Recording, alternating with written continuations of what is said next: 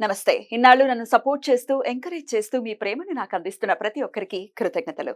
అలాగే ఈ వీడియో కూడా ఖచ్చితంగా మీకు ఉపయోగపడుతుంది. లైక్, షేర్ అండ్ సబ్స్క్రైబ్ చేసి మీ సపోర్ట్‌ని నాకు అందించండి. అలాగే ఈ వీడియో పట్ల మీకున్న అభిప్రాయాన్ని కామెంట్ సెక్షన్‌లో కామెంట్ చేసి తెలియజేయండి. ఇప్పుడు వీడియోని చూద్దాం. జ్యోతిష్య శాస్త్రం ఒక అద్భుతం. వేదాంగమైన జ్యోతిష్య శాస్త్రం అనేటువంటిది మానవ జీవన గమనానికి ఒక వరం. జ్యోతిష్య శాస్త్రం నీ జీవితంలో వెలుగునింపే ఒక భాష. ఆ భాష నీకు అర్థమైతే ప్రకృతి నీతో మాట్లాడుతుంది. అస్ట్రాలజీ నేర్చుకోవాలి అనుకునే వారికి అద్భుత అవకాశం. మురళీధర శర్మ గారి అస్ట్రాలజీ క్లాసెస్ అతి త్వరలో మొదలు కాబోతున్నాయి. 100% జాబ్ గ్యారంటీ. వివరాల కొరకు సంప్రదించండి. నమస్తే, వెల్కమ్ టు అవర్ ఛానల్. నేను పద్మిని. ప్రస్తుతంతో పాటు ప్రముఖ ఆధ్యాత్మికవేత్త, ఆస్ట్రోన్యూమరాలజిస్ట్, వేదిక్ వాస్తు స్పెషలిస్ట్, శ్రీ విద్య మరియు హనుమత్ ఉపాసకులు బ్రహ్మశ్రీ డాక్టర్ సిస్లా జయశంకర్ గారు మనతో పాటు ఉన్నారు. మాట్లాడదాం. సార్ నమస్తే. సార్ సార్ సెప్టెంబర్ మాసం మొదలు కాబోతోంది. అయితే సెప్టెంబర్ మాసానికి సంబంధించిన రాశి ఫలితాలు ఒక్కసారి మీ ద్వారా తెలుసుకోవాలనుకుంటున్నాను సార్. ఎట్లా ఉంది గ్రహస్థితి, ఎలా ఉంది, ద్వాదశ రాశులకి కూడా ఈ సెప్టెంబర్ మాసం ఎలాంటి ఫలితాలను ఇస్తోంది ఒకసారి మీ ద్వారా? తప్పకుండా చెప్పుకుందాం అమ్మా. ఈ సెప్టెంబర్ మాసంలో గ్రహ సంచారం గోచారంలో వృషభంలో గురువు, మిథునంలో కుజుడు, చతుర్థ స్థానమైన కర్కాటకంలో బుధుడు వక్రించున్నాడు, సింహంలో రవి, కన్యలో శుక్రకేతువులు, ఏకాదశ స్థానమైన కుంభంలో శనేశ్వరుడు, ద్వాదశ స్థానమైన మీనంలో రాహు. ఆ రాహు మేషరాశి వారికి వ్యయంలో ఉన్నాడు. ఇది ఈ నెల గ్రహ సంచారం. Right sir. సో ఎట్లాంటి ఫలితాలు ఇస్తుంది భాద్రపద మాసం? అందున అది భాద్రపద మాసంలో అత్యంత మిథున రాశి వారికి మరి భాద్రపద మాసం లేదా సెప్టెంబర్ మాసం ఎట్లాంటి రిజల్ట్స్ ఇస్తోంది అనుకోవచ్చు సార్? మిథున రాశి అంటే మృగశిర 3-4 పాదాలు, ఆరుద్ర 4 పాదాలు, పునర్వసు 1, 2, 3 పాదాల వారు మిథున రాశి కింద వస్తారు.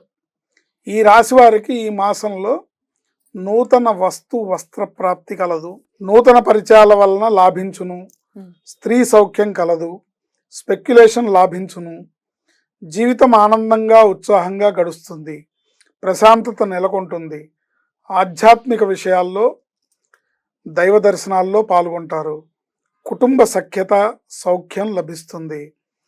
రాశ్యాధిపతి బుధుడు ప్రథమార్థంలో తృతీయంలోను సెప్టెంబర్ 23వ తేదీ నుండి చతుర్థమందు సంచరిస్తాడు. ఫలితంగా మిత్రుల వలన లాభం చేకూరును.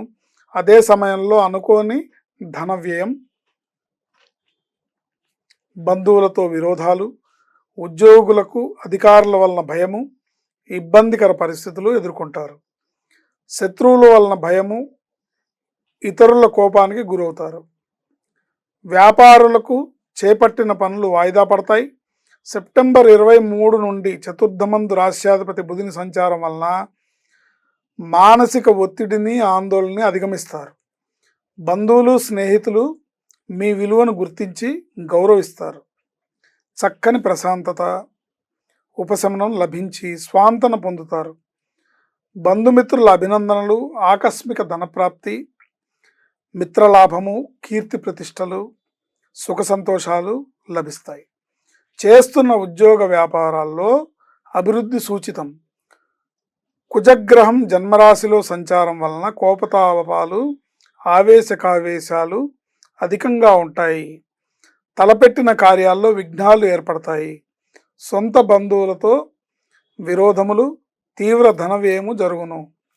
ఉద్యోగులకు పై అధికారుల సహాయ సహకారాలు లేక నిరాదరణకి గురవుతారు. ఆరోగ్యం పట్ల శ్రద్ధ అవసరం. రక్త సంబంధమైన వ్యాధులు సూచితం.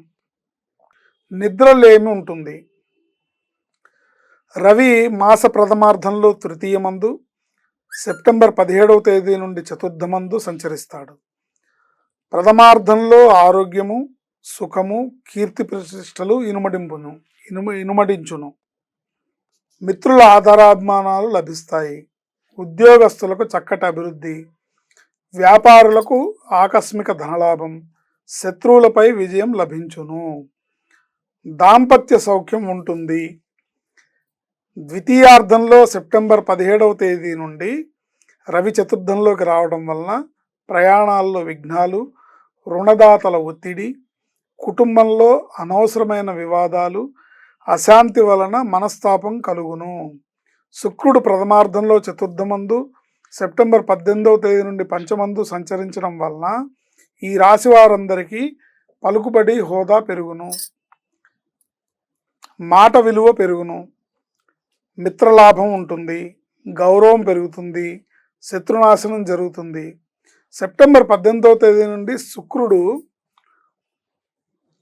పంచమంలోకి ప్రవేశించడం వలన మిత్రులతో సఖ్యత, విందు వినోదాల్లో పాల్గొనడం జరుగుతుంది. విహారయాత్రలు చేస్తారు. అధికారుల అనుగ్రహం లభిస్తుంది. వ్యవసాయదారులకు పంట దిగుబడి బాగుండి లాభాలను తీసుకొస్తాయి.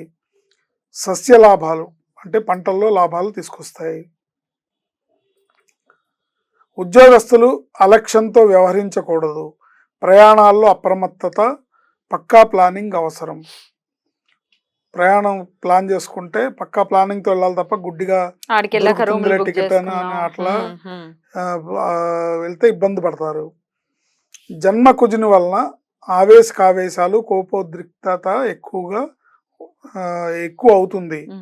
జాగ్రత్త వహించి ప్రశాంతంగా ఉండాలి. ఆరోగ్యం పట్ల శ్రద్ధ అవసరం. ఆరోగ్యం పట్ల శ్రద్ధ వహించాలి. అది ఈ నెలలో వీళ్ళు చేయాల్సిన పని. మరి దేవతారాధన విషయం కూడా ఒకసారి చెప్పండి. ఎట్లాంటి ఆరాధన డెఫినెట్ గా వచ్చేటటువంటి నెగటివ్ ఫలితాల నుంచి పాజిటివ్ వైప్ కి మారుస్తాయని అనుకోవచ్చండి?